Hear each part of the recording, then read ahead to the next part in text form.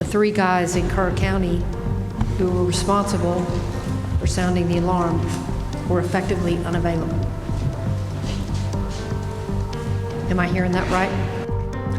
Coming up nearly a month after the devastating hill country floods killed at least 135 people and left a trail of destruction, state lawmakers now questioning Kerr County leaders about their emergency response. Plus, we've got our hands on some emails, even texts that we've obtained, giving us all a look at how local leaders were responding to those floods behind the scenes.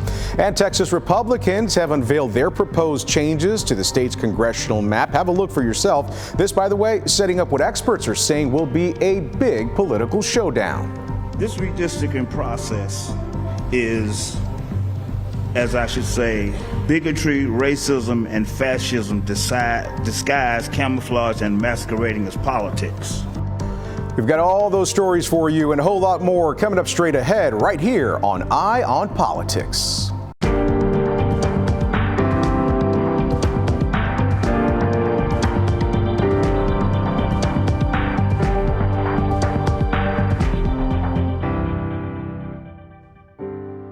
Good morning, everyone. Welcome in. I'm Ken Molestina in for Jack Fink today. I want to start now in Kerr County, where hundreds of people packed a convention center on Thursday to hear from county officials on how the emergency response to those devastating and deadly floods went wrong. Our Marissa Armas was in Kerrville for the public hearing, which lasted, by the way, more than 12 hours.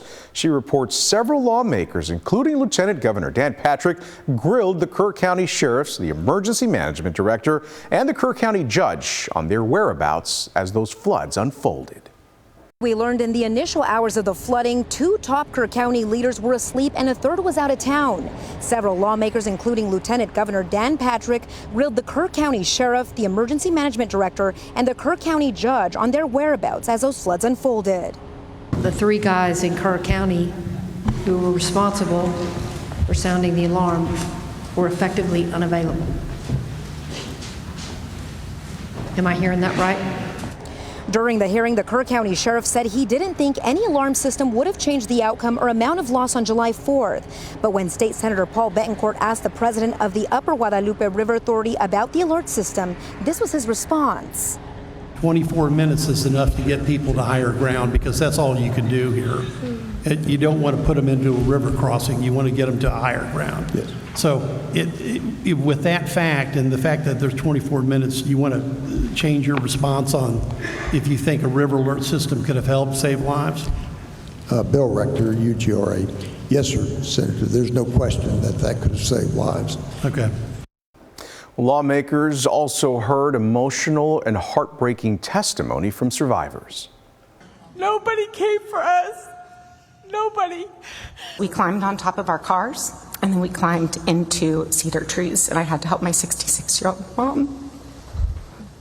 My daughter was not identified until Thursday the 10th, and the only thing that identified her at all was her charm bracelet. Lawmakers discussed how to prevent disasters like these from happening again. That was talked about. And officials said that a real-time flood alert system is needed. They need better cell phone coverage in the hill country and better communication systems between their agencies. As Texans across the state are asking, could earlier warnings have saved lives? Dozens of emails and text messages obtained by our I-team now give us some insight into how Kerrville city leaders first learned of the devastation. We want to share some of that with you. There was a group chat between the city manager and his assistants. At around 5:30 a.m., which was 45 minutes after the river there had already peaked, it reveals that they were still focused and talking about the 4th of July festival that was planned for that day. They noted there was heavy rain in Hunt and that porta potties were floating away. Just an hour later, after that, there was a text, and it shows Kerrville PD issuing an alert calling for evacuations on several streets filled with RVs and apartments. By 8:30, though, the mayor was signing a disaster declaration in that morning. It took about another half hour for the emergency management coordinator to call in off-duty firefighters to help with rescues. And just after 10 a.m., the toll finally appeared to begin to sink in. One city council member says to the others, quote, heard 32 missing from camps. And another person replies, quote, I heard that too. Those texts and the emails also reveal the personal connections and the losses felt by city leaders. To see the entire iTeam's full report, just head to cbsnewstexas.com. It'll be there for you. Want to move on now to this week's other big story, the redistricting debate. This is a massive one, and this is the effort now to redraw congressional boundaries that could help Republicans gain more seats. We finally know what the redrawn maps could look like, and Democratic lawmakers are already responding. In this great country, our system that was gifted to us by the framers of the Constitution should be one where the people of Texas are able to decide which elected officials have the ability and honor to represent them in Washington. In Texas 32, they put Carrollton and paired it almost to the Texas line with Louisiana. 150 miles, a 3-hour drive from one end to one end. It's a deep stretch to pick up so many pockets of community colors here in our urban areas and just marry it out there. Communities have different needs. Urban areas have different needs than rural areas. Well, you just heard from Congresswoman Julie Johnson, who represents District 32 in the Dallas area. It's one of the districts targeted in the new proposed map that Texas Republicans unveiled on Wednesday. Take a look at this. I want to share it with you because we've put a map up of the boundaries as they're currently drawn on the left. The map with the proposed changes, that's over on the right, so you can sort of see that there. You can see a very big difference. Caroline Vandergriff has been following the story and tells us what else can come of this. Republicans in Texas currently hold 25 of the state's 38 congressional seats. The new map ups the total they could win to 30. Texas Republicans are going all out. They're trying to fulfill Donald Trump's goal of flipping 5 Democratic-held seats. The GOP had to dramatically alter several North Texas districts to do so. District 33, which is currently represented by Democrat Mark Vesey, has been moved out of Tarrant County completely. District 32, currently anchored in Dallas and represented by Democrat Julie Johnson, would be reshaped to favor Republicans by shifting its boundary lines and picking up parts of Rockwall County. They've extended some of the districts out into East Texas and into West Texas, where you have more reliable Republican voting bases, meaning that the overall weight of the Dallas-Fort Worth area will be lower. Political science professor Mark Jones says the proposed map would likely cut the number of Democrat members of Congress representing North Texas from 3 down to 1 or 2. Republican political consultant William Busby believes that accurately reflects what we saw in the 2024 election. We are seeing the trend of the voters in the suburbs and in the more rural areas. They are voting Republican. They are voting for Republican principles. And these maps, they reflect the trend and the voting behavior of the voters in the state of Texas. But Democrats say this map is a result of racially motivated gerrymandering at the request of the president. It's the pathway to authoritarianism. This is racism. It is manipulation. It's a civil rights travesty.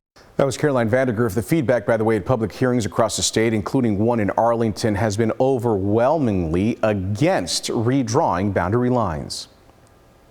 This redistricting process is, as I should say, bigotry, racism, and fascism disguised, camouflaged, and masquerading as politics. Texans have the right to fair and equal representation achieved through a thoughtful, transparent process that allows meaningful public input. The process should establish criteria necessary to create legally compliant district maps, protect minority voting rights, and respect county lines, city boundaries, and communities of interest. Well, at one point, the crowd even booed a speaker who spoke in support of redistricting. As a Black American, Afghanistan veteran, a retired department head of the U.S. Department of Justice, I strongly support the Republican redistricting. I do not want, nor does the great state of Texas or this magnificent nation deserve to continue. The gentleman is recognized to continue his testimony. I do not want the great state of Texas or this magnificent nation deserve to continue seeing systemic gang and street violence, a plummeting educational system, communities deteriorating, men and women's sports, etc. While Democrats sit quietly and fall to condemn or acknowledge the systemic moral decay. Should tell you it's rare for redistricting to happen right in the middle of a decade, but these efforts come as President Donald Trump has publicly encouraged Texas Republicans to reshape the state's congressional districts. The proposed map is still subject to changes before lawmakers vote on it, and Texas House Democrats say they are prepared to do whatever it takes to fight the redistricting effort, including potentially leaving the state to break quorum. Still ahead on Eye on Politics, we're going to have a look at state lawmakers' historic investment in infrastructure that they say and that they hope will help prevent a water shortage crisis sometime in the future. And coming up next, a conversation with former Senator Kay Bailey Hutchison about the devastating Hill Country flooding. Welcome back. Jack Fink recently sat down with Kay Bailey Hutchison, former U.S. Senator from Texas and ambassador to NATO. Among other topics, they discussed the devastating Hill Country flooding. So I first wanted to start by asking just about that horrific tragedy we're seeing in Central Texas. And I'm wondering, what role could Congress play in trying to prevent something like this from happening again? You know, I think a lot is going to be researched and looked at to see if there could be any improvement in something like this happening. It looked like a tsunami. It was unbelievable, and I know all of us were riveted. And I think that's going to take time, but I think that a lot is something that no one ever expected, even though they prepared for harsh floods. But this was beyond anything that really could be expected. Now it's happened, so we know the worst can happen. And so we will prepare better, I'm sure, from what we're learning. But it was horrific, and I couldn't stop thinking about those parents who have had to wait and just knowing. I mean, I put my children in a bus to go to summer camp. That was supposed to be the highlight of the summer, and then to have this happen is just beyond what any parent should have to endure. Well, I know Camp Mystic has been down there for decades, yes. And it's very well known, certainly in that part of the area, but obviously to folks in North Texas here. Did you happen to know any families who suffered the worst tragedy? Yes, children and grandchildren of families that I know, yes. And Mystic was one of the great camps, and generations of girls have gone there because their mother and even grandmother went. So it's a very loved place. My children went to another camp nearby, not to Mystic, but Mystic was always so well regarded, and to think that something that affects so many people really throughout the country, but we have a lot of North Texas friends whose granddaughters, daughters attended, and some have been lost. Very sorry to hear that. And I mean, as a parent, you know, as you said, as far as putting the kids to camp, and you said your kids were down there, I mean, did the potential dangers of the river ever really come to mind? Well, mine went to Longhorn, and they loved the lake and being able to jump in and swim, and they swam laps to make sure that they were proficient in swimming. It's part of the great camp experience, but to have this kind of corridor that was so violent was not expected, and none of us would have expected something like that. And they weren't along the river, they are camp? Yes, they were like Inks Lake, yes. Okay. But the river had a different issue, of course, that rushing water. Right. And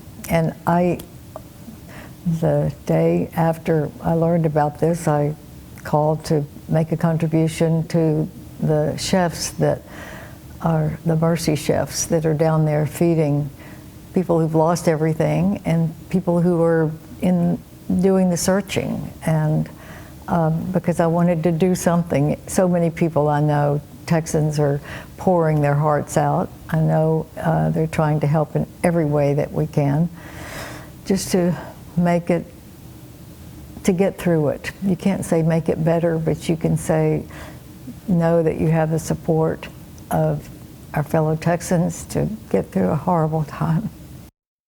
Well, there's certainly a lot more to Jack's conversation with former Senator Kay Bailey Hutchison. If you'd like to watch it right now, just head to YouTube, search CBS Texas, and click subscribe. Still ahead here on Eye on Politics, with our state's water supply running low, state lawmakers have made an historic investment in infrastructure. We're going to learn more about what's being done to keep Texas from running dry. But first, here's Sarah Jenkins with this week's brief. President Trump floated the idea of eliminating the federal capital gains tax on home sales, which could significantly impact the housing market.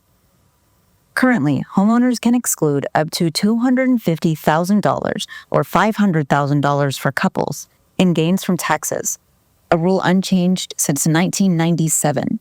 Representative Marjorie Taylor Greene proposed the legislation to eliminate this tax, arguing that it would boost housing sales and inventory, especially benefiting long-term homeowners and seniors. Trump suggested that he's weighing supporting that legislation. Critics say eliminating the tax would only benefit wealthy Americans who can afford to pay tax on gains from home sales that exceed the limit. They also say it could reduce federal revenue, potentially fueling investor activity and driving up home prices, which could make affordability issues even worse. For The Brief, I'm Sarah Jenkins. With a booming economy and growing population, Texas water supply is at risk of running out in the future if nothing is done right now to increase its supply. Addressing this issue was one of the key priorities during the legislative session this year, and it resulted in the passage of a massive water infrastructure bill authored by Republican State Senator Charles Perry of Lubbock. Eye on Politics reporter Jack Fink recently spoke with the senator about it. This bill is in the making for over 50 years. And many of my colleagues that predated me had tried to get consistent funding for water infrastructure and water supply. So it is a transformational piece of legislation. We have a water plan. Arguably, it needs attention and it needs work to make sure that we meet the obligations that we seek to through that water plan. But one of the key components that had been missing for decades was consistent funding to tackle billion-dollar projects at decades long. When you talk about spending $23.5 billion for the next 20 years on water, how does, you said the state is 20 years behind, right? So how much does that $23.5 billion get the state caught up? So, I'd argue it this way. We have some very immediate needs. I call them triage. And then we have some very long-term needs, things that we have time to work out. The goal with Senate Bill 7 was to establish that baseline of those areas that are triage. We will deal with those on a different level as quickly as possible with some of the money. But the main thing we are going to do through Senate Bill 7 is force a oversight and coordination that it never did. And I'll use the example. If there's 20 cities with 20 water outs in at the Water Development Board today, and those cities don't talk to each other, right? That's not our current water planning model. We do ground up grassroots, but we don't connect the dots. The Water Development Board is going to take those 20 cities, and if they traverse multiple options for new supply development, and they can hook those together by pipeline or other means, have one plant for distribution and development, and then disperse it, that's a better use of taxpayer dollars. It meets a larger population need. So really, at the heart of it, we're going to a hub and spoke, a coordinated approach. So all those areas should, in theory, we should hit a lot of different regions with multiple dollars that can satisfy multiple cities or regional needs. We're going to a regional need look that will stretch those dollars further. Well, if you're in the market for a new job, listen up, because coming up this Thursday, Congresswoman Beth Van Dyne's Fort Worth, Texas job fair is happening at Globe Life Field. Last year, over 500 businesses, municipalities, and government agencies participated to offer more than 22,000 job opportunities to the event's 25,000 attendees. About 30% of those jobs had starting salaries of $100,000 and above. And Representative Van Dyne says she expects this year's event to build off of all of that success. What we do is we partner with our chambers. We partner with our elected representatives. I don't care if you are independent, if you are a Democrat, if you are a Republican. We want to help the community. We want people to be able to get jobs, and we want businesses to be able to hire. This is one of the reasons why we are flourishing in North Texas and why so many businesses are moving here. But we are really excited this year. We've actually had more interest than we even did last year. So this is a response to the needs that we see in the community. What businesses have been telling me, they're having a hard time hiring. So we're trying to get them, the applicants that they need. And when you talk to people, they're like, look, we want to have more opportunities. We want to be able to get paid better. We want to have more flexibility. We want to have better benefits. Well, again, that job fair coming up this Thursday at Globe Life Field from 11 a.m. to 3 p.m. Van Dyne says if last year's event is any indicator of how popular this year's will be, you should plan on getting there early. That's going to do it for Eye on Politics for this Sunday. We thank you so much for joining and for watching. I'm Ken Molestina. We'll see you next week.